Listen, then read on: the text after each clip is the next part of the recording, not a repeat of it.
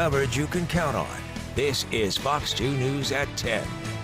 First on Fox 2 cameras catch thieves looting the former Famous Bar building in downtown St. Louis, where there are also rising concerns about fires. And all of this comes days after Fox 2's Andy Banker broke the story of the historic building being condemned.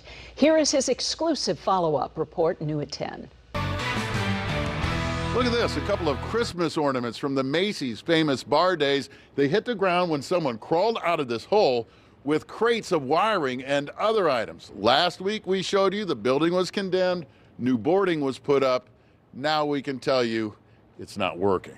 This was about 7:30 in the morning. You see someone rolling what appear to be bundles of wire through the hole. Around noon, I saw someone else crawl out.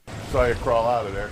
He told me he was just getting out of the rain. About 30 minutes later, the same man, now wearing a coat, took a large box from the building with items spilling onto the sidewalk. He made another trip into the building and came out pulling a large crate full of wires.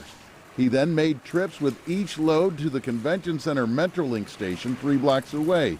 We alerted police. There was more activity minutes earlier. Saw a guy walking down with a big copper pipe and God knows what else. It looks like a bunch of tools that he took from somewhere.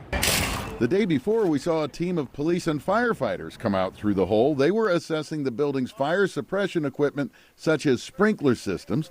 People who have been getting into the building recently have been starting fires. They set little campfires in there. There was some evidence that some smaller warming fires, if you will, had been utilized in the building. So obviously, that's a concern for the fire department, and another reason why it's good that our members were able to get inside, take a look around. All of this comes only a week after the city's building division ordered an emergency board up of the 110-year-old architectural gem of more than 1 million square feet, occupying an entire block and a place in St. Louis's heart from times when things were different here. Andy Banker, Fox 2 News. There is no word of any arrest for the looting. The city of St. Louis released a statement saying that its problem properties unit continues its effort to hold the out-of-state owners accountable for securing and maintaining the property. The owner, Hudson Holdings of Florida, faces fines of up to $500 a day under the city's condemnation proceedings. New at And I'm so grateful for him, and he deserves a raise. Only on Fox, U-City residents say their mailman is a hero. Yeah, he went into their flooded homes to rescue a little boy and a little dog. Fox 2's Andy Banker has the story, all new at 10. So you know that Postal Service motto about snow and gloom of night? Well, for letter carrier Darren Hale, throw flooding in there too. When he got here a week ago, the water was knee-deep where I'm standing, and he did a lot more than just deliver the mail. All right, come do this side right here. The worst of times can sometimes make us more thankful than we've ever been. There you go. Good job. So as Cherry Jackson's family is mired in flood recovery, they're grateful for the angel who delivers the mail. I'm so glad he was here. I really am. Her 11-year-old daughter FaceTimed her at work as the garbage cans were floating away and Hale was making his rounds. I walked and saw the giant puddle, everything was flooded over here. He put down his mail bag and hit the water. Jackson had raced home frantic. Her husband was away on a work trip. Hale carried her 5-year-old son Ryland out of the house as she tended to her daughter. It's just crazy to me that somebody who doesn't even know me was like, I'm here for you, don't worry about it. He made me feel safe. So I climbed in. Hale wasn't done. He climbed through the neighbor's window to rescue Stella. Stella's owner was at work. Stella was perched on a stack of clothes in a spare bedroom. They said a dog was in there. I know people that love their animals like family. If I could do something to help. The neighbors can't keep from hugging Hale when he drops off the mail now, and that motto has been modified. That's rain, sleet, or snow, all mail must go. So, in his case, it applies to kids and pups too. His biggest deliveries yet. In U-City, Andy Banker, Fox 2 News. That is a great story. Well, the Sea of Red was really popping on this Cardinals opening day. You know, Mandy, you were down there. Oh, yeah, red everywhere. And with the impact of COVID-19 the past 2 seasons, Fans were raring to go today. They were singing and dancing, and Fox 2's Andy Banker shows us what they chose to wear mattered more than ever. Take me out to the ball game. Take me out to the crowd. So there's something about opening day. It doesn't just bring out the sea of red, which it does, but it brings out the red things that matter. Like my cardinal tie from Mom. My mom bought me this and the earrings. My mother-in-law gave it to me.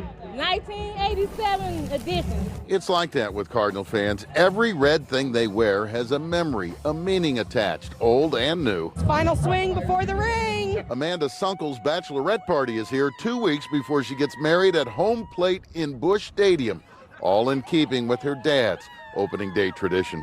And then we lost my father in 2020, and we're just continuing it on for them. So it's awesome. Opening day in St. Louis. Who wouldn't want to be here? Tom Lang dug out the homemade Augie Busch button he gave to his wife long ago, and she wore the earring she bought for her mother in 1967. She lived to be 95. She's a very sweet lady, and she was a very big Cardinal fan. And she's with you today. Yes, she is. Right there on your ears. Yes, she is. Been the Everett's home opener since 2009. Bob Ivy added to his opening day hat pin collection. Root for the home team, the Cardinals. And Sharon Keatley forgave Albert Pujols. She broke out old number 5 again. My husband bought this for me as an anniversary present.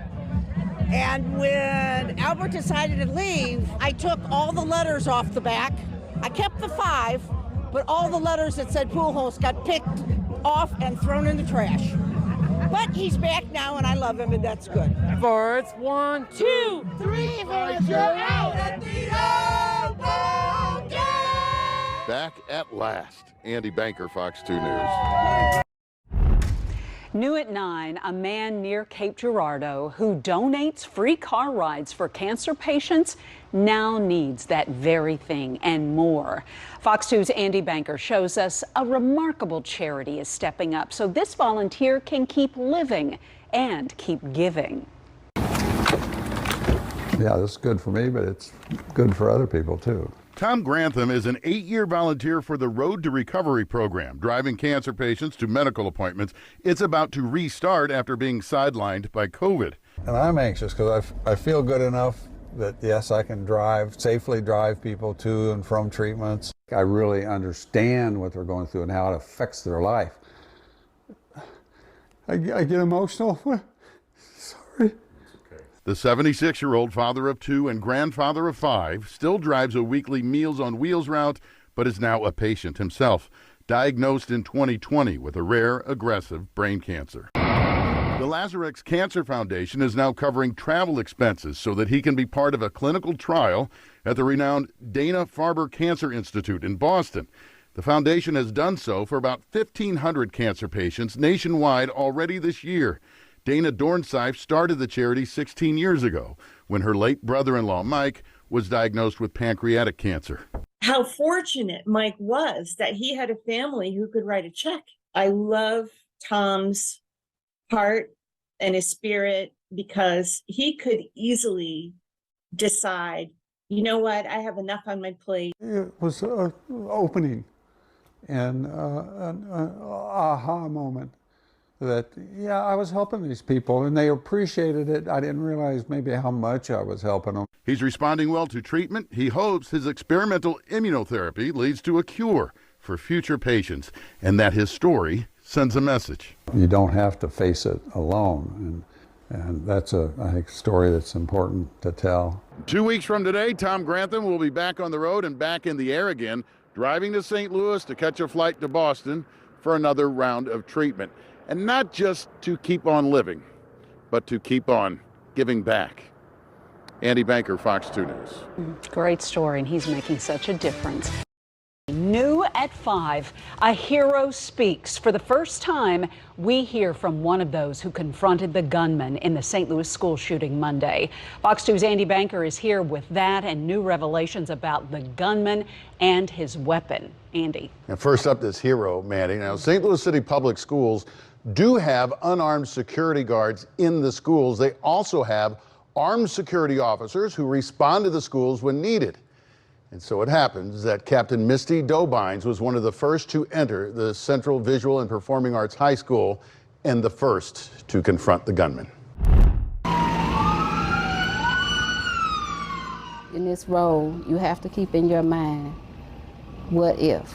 I could smell the gunpowder. That I could just hear, gunshots. Wow, wow. 21 years on the job, and the moment St. Louis City Public Schools graduate, now security captain Misty Dobynes, trained for but never truly expected, was at hand. It's very emotional to think about. Dobynes and her partner searching classrooms following the sound of gunfire to the 3rd floor of the main building. She says in a hallway near the stairwell, someone ran by, the gunman close behind. I know what an AR looks like. He had it down. And then when I saw that, I looked, I was like, he got an AR. Along with the gun, police say he had more than 600 rounds of ammunition. Police have also revealed he had been receiving treatment for mental health issues and that his family called police after he bought the gun in a private purchase. The officers in their response handed it over to somebody else, an adult who was lawfully able to possess it. The mother at the time wanted it out of the house, so they facilitated that. This other party had it. How he acquired it after that, we don't know. Captain Dobynes says only that she engaged the gunman and retreated slightly for protection. 2 police officers arrived, more followed. She says police then took the lead as the search resumed and officers took out the gunman. Dobynes then began clearing classrooms, so impressed with students leaving the building with their hands raised as she instructed. And finally, she made it to the principal's office, where staff, like the students, were still afraid to remove the barricades from their doors. She came out, she said,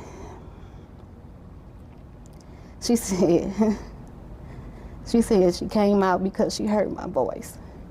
And I knew Dobynes was there. It wasn't just me, it was everybody. Everybody played a part. It made me feel proud.